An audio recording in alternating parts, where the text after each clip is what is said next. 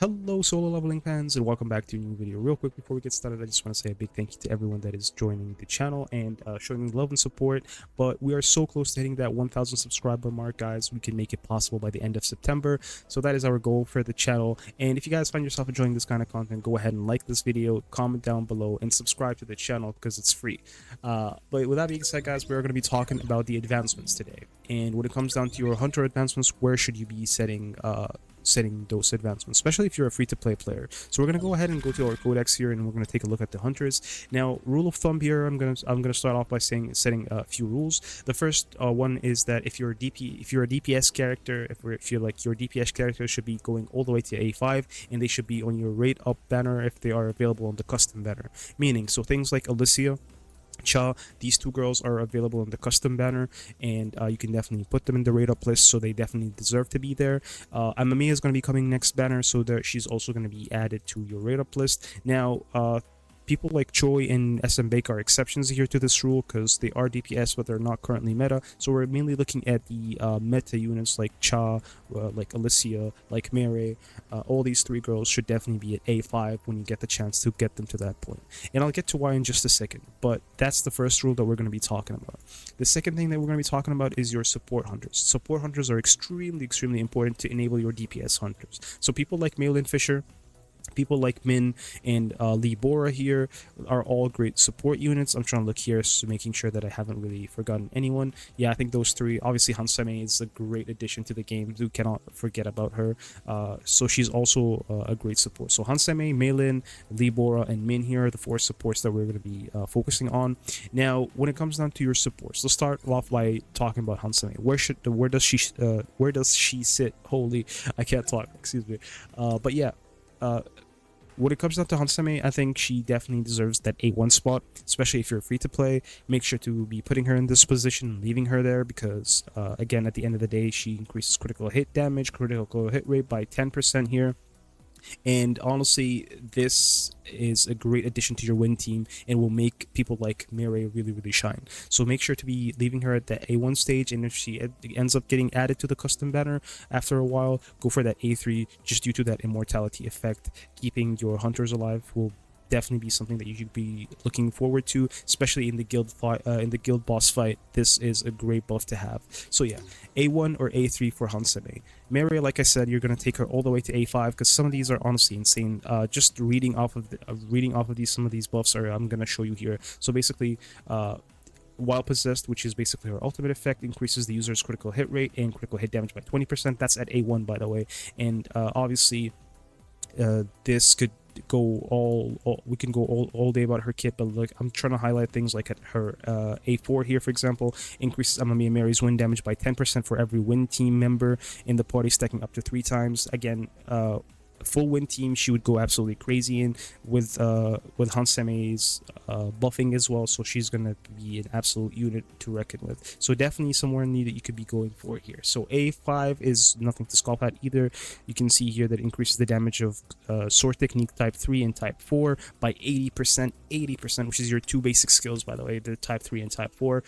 So she is definitely on that rate up list, and she definitely needs to go to that A5. Speaking of another unit that deserves to be on that A5 mark, is going to be our girl Alicia. Now, Alicia is a great unit. Obviously, we have seen how good she is, especially in the Workshop of Brilliant Light, and you cannot clear that Workshop of Brilliant Light without Alicia in it. So, and at least in my opinion, core unit is going to be a great attacker and a great DPS unit overall, but her A5 is where she really shines. Increases bitter cold spear damage, which is basically your core attack. It turns into that bitter cold spear, increases that by 50%, and when bitter cold spear hits, it applies the freeze effect to the target, freezing them for 3 seconds, which is again really strong. Overall here, you'll see things like increasing the user critical hit rate and critical hit damage by 20%, increasing the damage dealt to targets inflicted with the freeze effect by 30%. So yeah, man, make sure to like go for the maximum when it comes down to your DPS characters. Again, I'm just going to cover Cha here just to show you how important it is when it comes down to your your advancements here.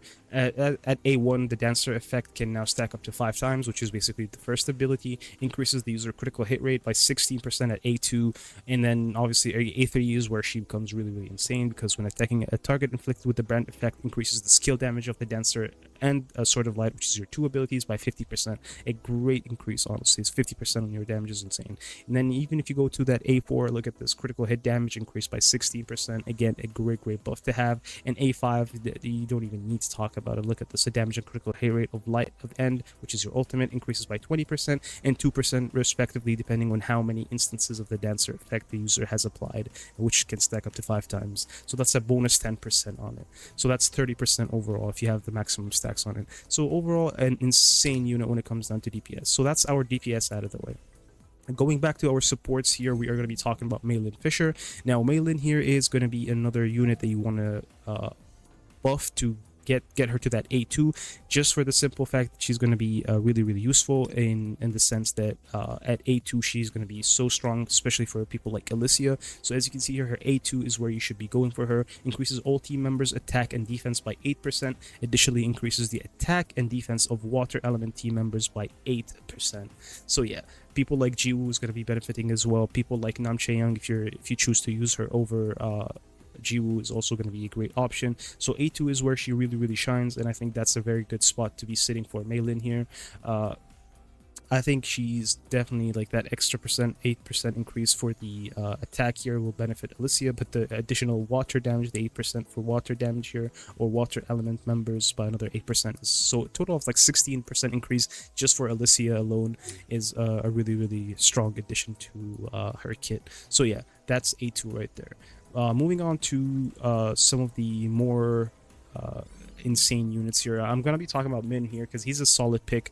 We all know that Min is a great support, and I talked about the support picks here. If you're free to play, A1 Min is really important, and it's a must-have unit because as you can see here, all team members, it doesn't matter what their element they are, it just says all team members critical hit rate and critical hit damage increases by 12% just based off of his A1 alone. So that's really good.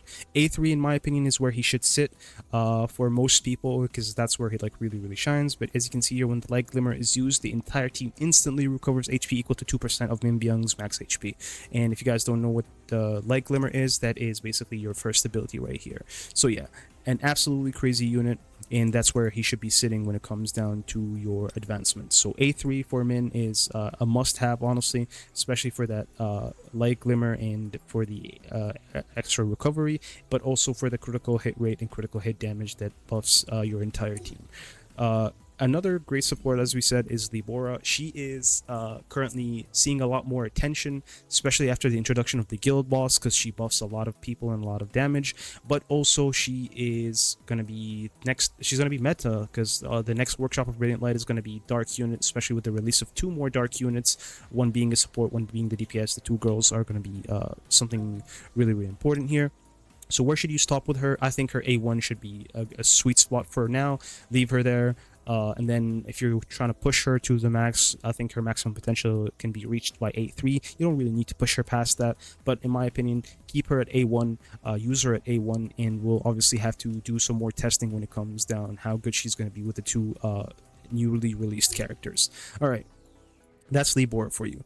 Now let's start talking about some of our tanks and some of our breakers here. Let's start talking about Emma, for example. Emma is really strong. However, she is not meta currently, and you do not need to be pushing her or wasting a lot of resources on her. I think A1 is where she should be standing if you don't really have her. She used to be very strong, and that was the case for a lot of the other hunters, people like Choi, people like SM Bake when they first got released. But these units are sadly getting they're sadly getting replaced with the current meta units that we are going to be having, but that's just how the cookie crumbles, I guess.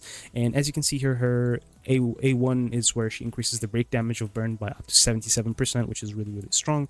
But also her A3 is really insane because grants heat absorption to the team members, which applies 5 instances of heat absorption when entering the stage.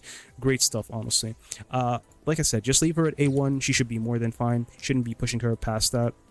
Dongpu we're not going to be really talking about. He's not even worth talking about. He's currently not meta. He's not the strongest. By no means is he a viable pick, especially when you have Mirei, you have Hanseme, you have Jinchul. You don't really need to push him that far. Just keep him at A1 when it comes down to his dupes. A0 is even fine. He's not really seeing a lot of love. He's not really needed at the moment, so he's just a placeholder for the win team, to be saying the least. But a great unit believe it or not, is a free unit that we received already, and that is our man Woo Jinchul. Woo Jinchul became OP overnight, and we all know that by now. His A1 is really strong, which is the mediation of power skill effect changes, increases the break effect and damage by 100%. It can be used to 3 times, so now you get an extra charge on your mediation of power here at your A1, but A2 he also gets a defense pen increased by 10%, but in my opinion A3 is where you guys should be taking him. Basically he increases the damage by 35% of his abilities. Not only that, but it also increases the duration to 7 seconds, so that keep that in mind. I think he's really strong overall, and he's a solid breaker to be taking into like Workshop of Brilliant Light and other wind related content. Even in the guild boss fight, I think he's also a great addition, to the game, or a great addition to your roster basically. So yeah, A1 or A3, his weapon is really insane, especially for Mirei and for breaking monsters basically. All right. And now with that being said, I think we are almost at the end of our list. Just 2 more breakers here, or 3 more breakers I should say. Let's start with the man himself, Gunhee. Now Gunhee is we already know that we are all getting that A1 for free by this point, and if you haven't, you're doing something wrong honestly. But A1 is really strong for him. He should just keep him there. If you're a free-to-play player, in my opinion, keep him there. Don't really be pushing too hard, but if you are going to be pushing all the way to A3, I mean, they haven't really, the situation with Gunhee is a little bit different, because they haven't really said much about like whether or not he's going to be added to the custom banner yet. But if he is being added to the custom banner, push him all the way to A3. If he's not, leave him at A1. He's more than fine that way, and don't really bother too much otherwise. The main reason why you're pushing him to A3, by the way, is for that Almighty break, but also the Ruler's Aura right here. The Ruler's Aura increases the defense by 50%, which is what he scales off of, and he gains a shield equal to 20% of his defense, which just went up by 50%, by the way. And then the damage taken decreases by 20%. So overall, I think the A3 is really where he shines. You should definitely be pushing for the A3 if you haven't been so already. But if you can't push to that A3, A1 is fine. You're not gonna really like hurt too much all over it. Jiwoo is an absolutely amazing breaker, especially in the Workshop of Brilliant Light, where and the reason why I mentioned Workshop of Brilliant Light the most is because that's where the best artifact sets come from. That's like the main kind of content when it comes down to this game, and the main grind for the people who are trying to get those artifacts, but are trying to get stronger in the game. Workshop of Brilliant Light is definitely the place to be going. But for Jiwoo, you should be getting at least 1 copy of her for free since the event, and 1 or 2 copies obviously. So A1 is really strong, but in my opinion, you should definitely be going for her A2, because increases the break effectiveness by 15% and increases the user break effectiveness when using the heavy attack by 50%. So yeah, really strong. A2 is where she should be sitting. That's where her sweet spot is. After that, don't really bother. Like, none of these are really worth it until the A5, so I would just stick to the A2 and leave her there. Now moving on to another great unit here, and let me just take a quick look here. Trying to look at the, oh yeah, Bake. There we go. So Bake is another great unit here. Sadly, he's being replaced by Gunhee at the current moment. He served us well for that whole time. With Bake here, you guys want to go for his increasing his break effectiveness, obviously by 20% since he's a light breaker. And I don't really think that you should be pushing him further, honestly. Yes, the A3 is really strong, but now since we have Gunhee, I highly suggest going for Gunhee over Bake here, especially the fact that Gunhee now has the Almighty break, and his A3 is way better than Bake's A3. But that's just my opinion. Obviously, we all play the game differently, and you guys can do whatever you feel like is worth it for you. Now, if we were going to be talking about the other hunters here that I haven't mentioned, so people like Lim, Choi, and Bake here. Bake is fine at A0, guys. A1 even is where he should stay, mainly because if we go ahead and take a look here, like I said, they're not currently meta, and we need to do more testing with him. But basically, his A1 is where he should be sitting, and that is because when he uses the extreme attack, it increases the critical hit rate and critical hit damage by 3% every second for 12 seconds. So that's really a great buff for him. Don't really bother with the rest here. His A3, he becomes really strong, and I understand that he recently got buffed, but again, we don't know how strong he is compared to the units that are going to be released, so he's still under the microscope for now. Choi, like I said, he fell off. There's like other units for him. Lim, it's interesting. He's the only Dark Breaker that we have from the SSR rarity, obviously, but at the same time, I feel like he's very underwhelming. He shouldn't be really too much of a problem, but I would put him at A0, A1 even at max, and I wouldn't really invest too much into him until they show him some love. He's not really that strong in my opinion currently in the meta because, well, you know, dark meta is not really here yet. But yeah, the last unit I'm going to be talking about here is Yoo Soohyun. Yoo Soohyun is a great DPS option, guys, and with Yoo Soohyun the rule is simple. You just gotta go for either A1, A3, or A5. That's her spikes right there, if you guys didn't know that. So her A1 is a big buff to her defense span and her damage increase. So when the user uses kill shot, it activates the user's core attack, increases their core attack damage by 30% for 6 seconds, and when the user uses their core attack, it grants the Madness effect.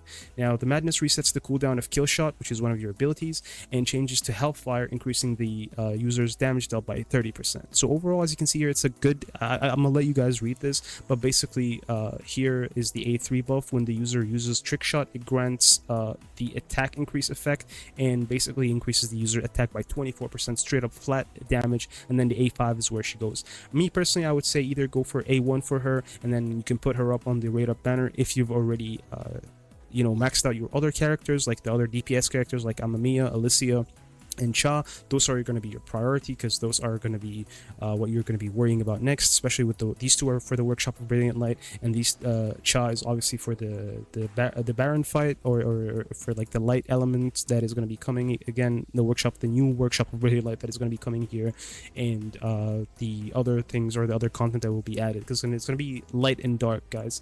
But yeah, I think that brings us to the end of our list today. I think I didn't forget anyone. Let me know what you guys think in the comments below, obviously. And like I said, if you enjoy this kind of content, guys, don't forget to hit that like and subscribe to the channel. It does help out a ton. But with that being said, guys, thank you so much for watching. Happy leveling. Peace.